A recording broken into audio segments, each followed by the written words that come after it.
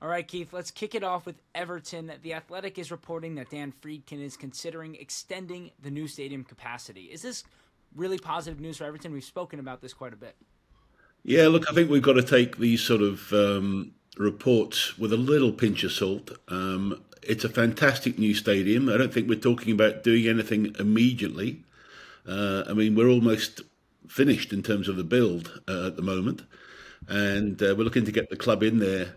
In fact, the build should be finished by Christmas, and then the club will be in there for test events and different things with opening next season.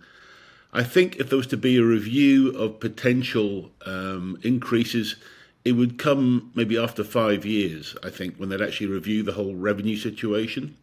There's a lot to think about. I mean, I've been in this situation before when you have to make a decision about capacity. It isn't easy, but also there is a thing about scarcity value that does keep the whole situation in terms of revenue at the top level. So there's a lot of things to consider. I do believe, though, that we should be looking at over 60,000 at some stage.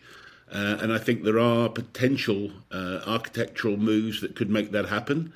And so, look, it's an exciting thing to consider. And it's great news that they're looking at things like this already. But I don't think it's going to be in the short term. And I think we'll have a number of years in Bramley Moor as it stands today before there's any sort of any big moves.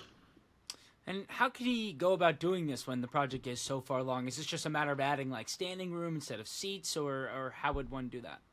No, I think we're actually talking about big structural development on one side of the dock because the actual site is constrained in terms of the size because it is an old dock, and so you've got limited scope on certain sides.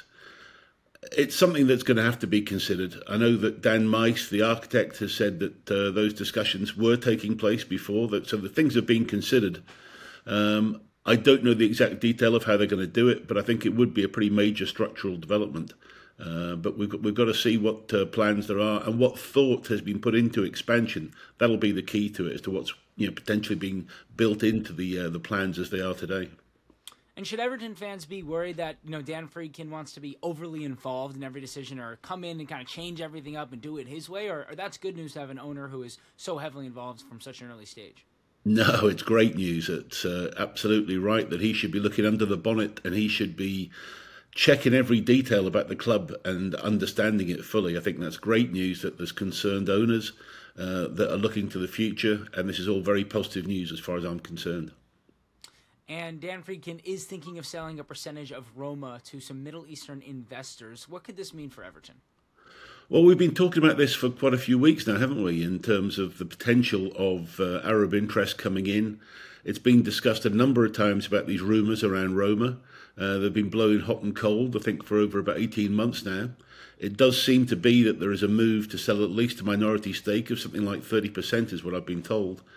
And I think in the end that would probably mean, and I'm really going in the dark here, but it could mean that Friedkin is looking longer term to put all his eggs in the Everton basket. That's certainly what would indicate if we were to extrapolate it that way. And I'd be very excited if that was the case. While Roma and Everton can help each other, there is potentially that conflict under UEFA rules of having the same owner. There's no conflict as yet because certainly Everton is not qualifying for European competitions at the moment, but hopefully in a couple of seasons it would be. So at some stage that'll have to be considered. But meanwhile, the two clubs can coexist very happily with some good synergy, work on youth programs together and scouting together. So look, there's a lot of benefits from both clubs, but if he was to put his eggs in one basket, I hope it's the Everton one.